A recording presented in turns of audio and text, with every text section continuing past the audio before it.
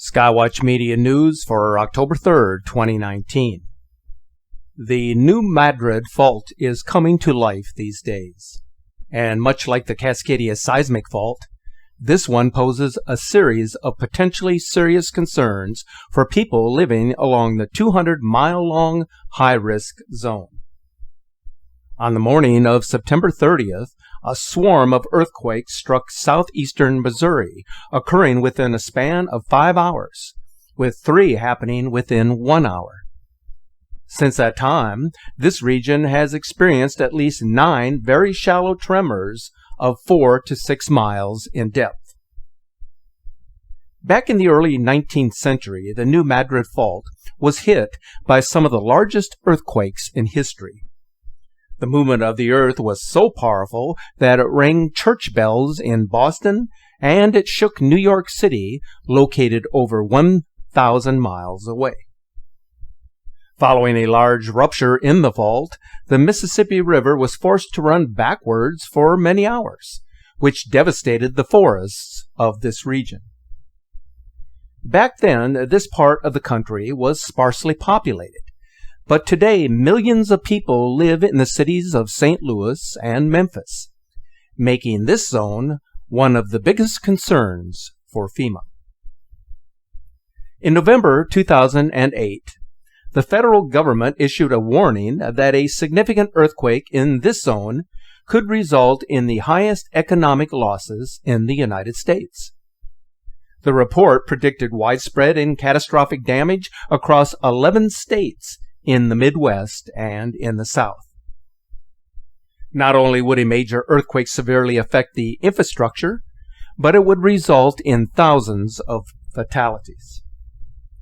A computer simulation of a major quake created by the simultaneous rupture of 3 segments of the new Madrid seismic zone depicts the extent of the wave motion across multiple states.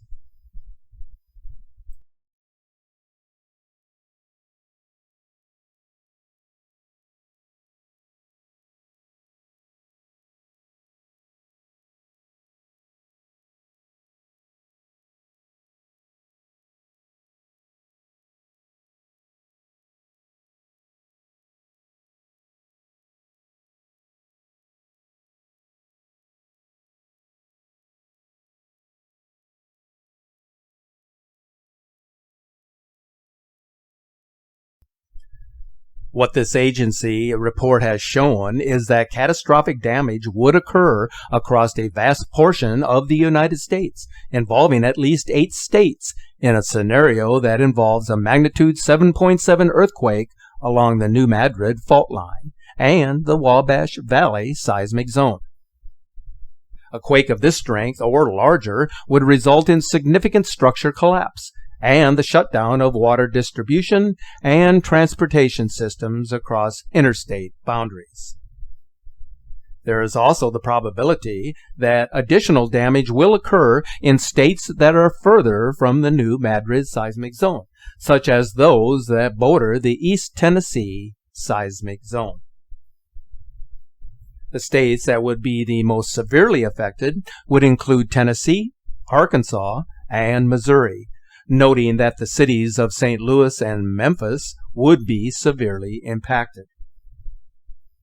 Figures established by the federal government emphasize that a major earthquake along this fault line would result in at least 86,000 casualties, 3,500 of which are fatalities, 750,000 damaged or impaired buildings, 7.5 million residents displaced, with 2 million seeking immediate shelter. The accumulated impact of an earthquake disaster of this magnitude would result in economic losses of at least $300 billion.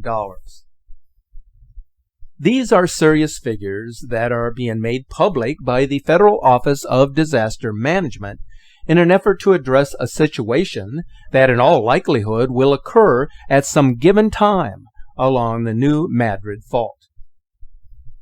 Being prepared for these events is and should be the #1 priority of those who live in these seismically active zones. And this is exactly how officials in these regions are reacting to the warnings that are being issued.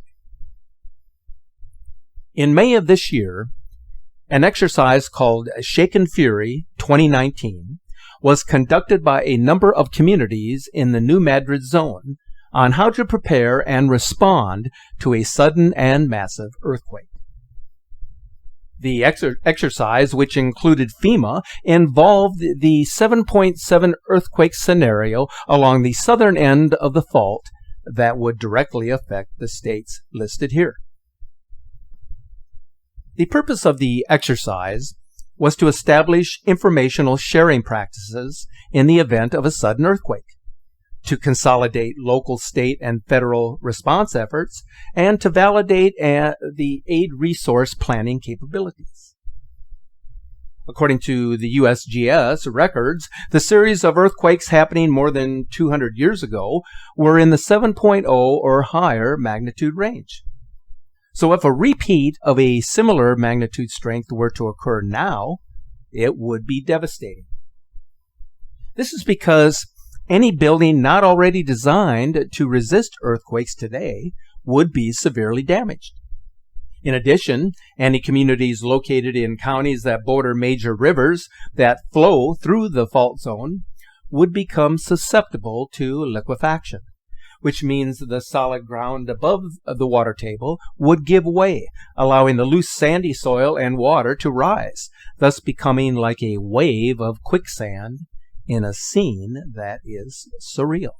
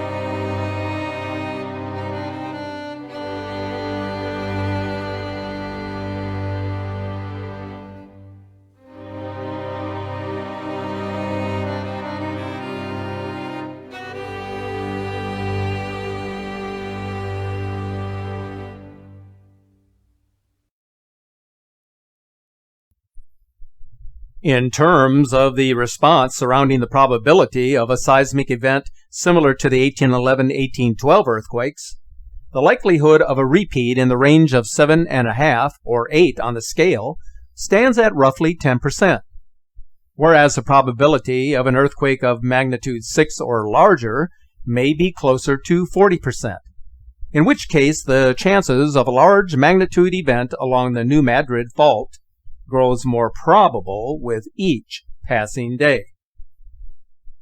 What's so striking with respect to a catastrophic event in this seismic zone is its capability to affect such a large, heavily populated portion of the United States, which could trigger a national response much greater than any recorded earthquake in modern U.S. history, which tells us a lot about this seismic zone and the dangers that it poses. In the times in which we live, it is imperative to know and understand the hazards associated with earthquakes and other catastrophic events, and the importance of becoming familiar with disaster preparedness. This would require becoming self-sufficient, storing food, water, and medical supplies. Because, as is all too often the case, Help may not arrive for days or even weeks, and in a worst-case scenario, for months. So being prepared is your best option. In all the days in which we have dwelt upon this earth, we have looked to the sky for answers to the biggest questions that involve ourselves and that of the human race: who we are, where we came from, and where we are going.